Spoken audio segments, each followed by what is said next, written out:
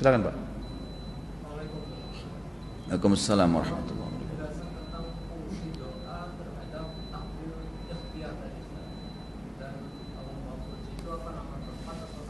Apa itu?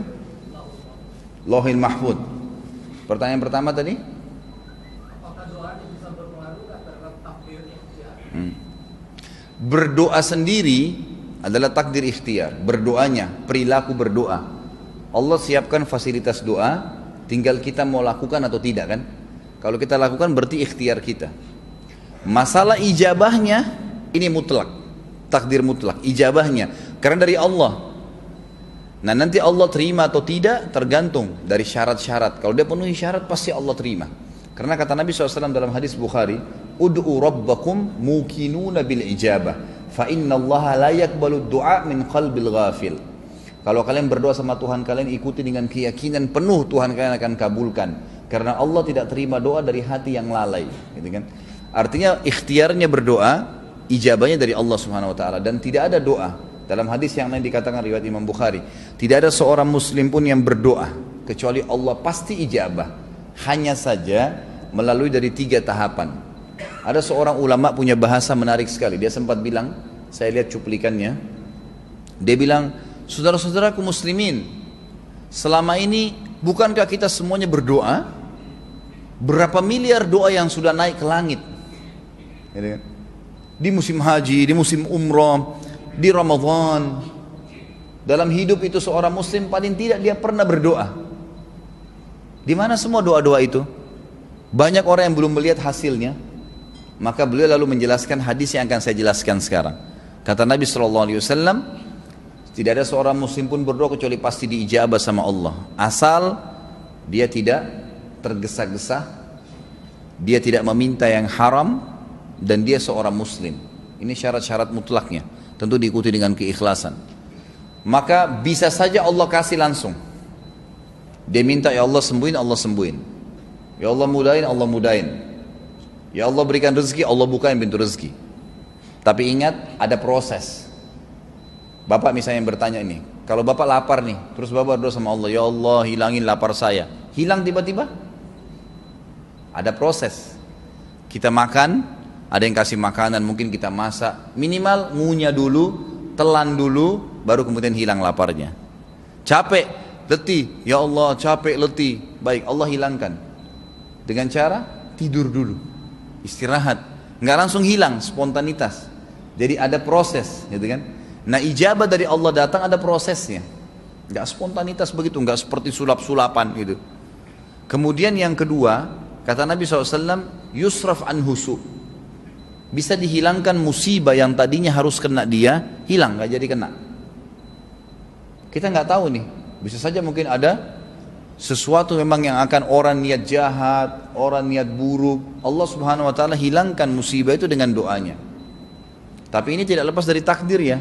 Allah sudah tahu nih, pada waktu itu nanti ada orang yang mau niat jahat sama dia, ada yang mau bakar ininya, ada yang mau curi barangnya, tapi Allah hilangkan karena Allah tahu pada saat itu dia sudah berdoa, misal seperti itu. Dan yang ketiga, Allah simpankan yang akan panen, dan dia akan panen dalam bentuk pahala yang banyak pada hari kiamat.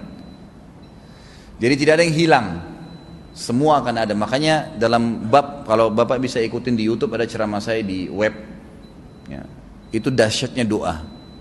Di situ ada diantaranya saya banyak sebutin tuh masalah poin-poin, syarat-syaratnya, bagaimana datangnya doa dalam bentuk sinyal, bagaimana tahapannya, proses gitu kan.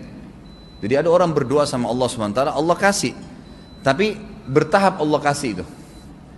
Misal minta dibukakan rezeki, dalam setahun berubah jenjang sosialnya, gitu kan. Setahun dia baru punya ini, punya itu, punya, tapi ada prosesnya kan, dikasih bertahap. Dan ini hikmahnya agar manusia tetap kontak dengan Allah Subhanahu Wa Taala, dikasih tahapan itu. Ada riwayat yang lain berbunyi, kata Nabi SAW, akan datang beberapa orang pada hari kiamat nanti diberikan pahala bergunung-gunung. Lalu mereka berkata kepada para malaikat yang memberikan, dari mana ini? Kami kayaknya nggak tahu pahala apa ini.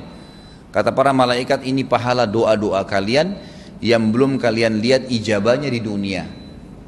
Maka pada saat itu mereka semuanya berharap kalau semua doa mereka di dunia belum dikasih di dunia, agar mereka panen dalam bentuk pahala.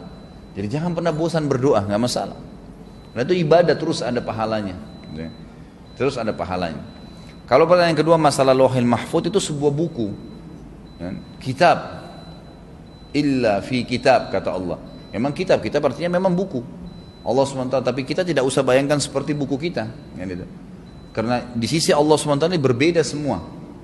Seperti misalnya riwayat yang menjelaskan buku amal yang akan diterima oleh setiap hamba pada hari kiamat, buku amal kita sendiri, seluas pandangan mata kita.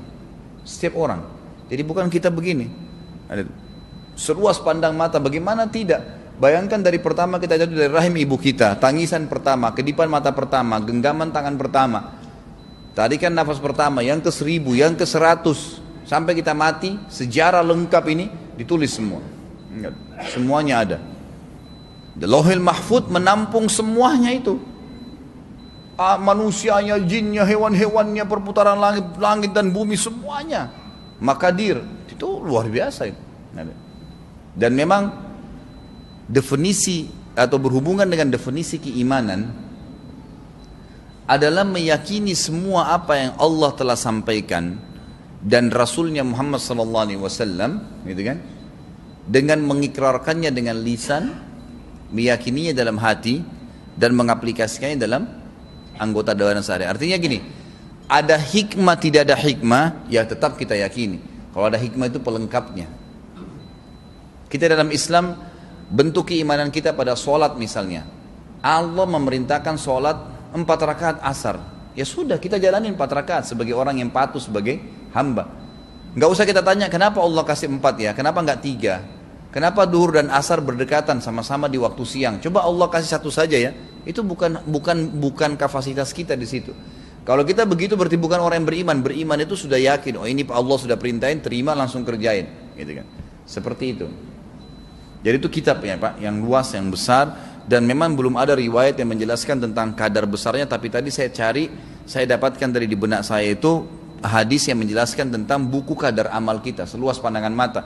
Bayangkan kalau miliaran manusia, gitu kan. Sama juga dengan timbangan amal hari kiamat, itu besar sekali. Kata Nabi SAW, mizan, saya jelaskan beberapa teman yang lalu kan, itu mizan itu besar timbangan amal hari kiamat itu. Punya lidah bisa menghardik orang yang salah, bisa memuji orang yang benar. Timbangan, bagaimana tuh timbangan? Kita nggak bisa bayangkan kan gitu. Sampai kata Nabi SAW, saking besarnya timbangan tersebut, ada nanti orang ditimbang amalnya karena dia takut dosanya lebih berat, maka dia loncat ke dalam timbangan itu. Sementara pada saat itu kata Nabi SAW, semua laki-laki kembali kepada poster Adam, 60 siku ke langit, 27,5 meter. Bagaimana berat badannya itu kira-kira? 27 meter. Ini loncat ke dalam timbangan, tapi kata Nabi SAW tidak menambah sedikit pun dari bobot amalnya. Timbangan itu adil hari kiamat, tidak ada yang dia timbang kecuali amal saja. Contohnya.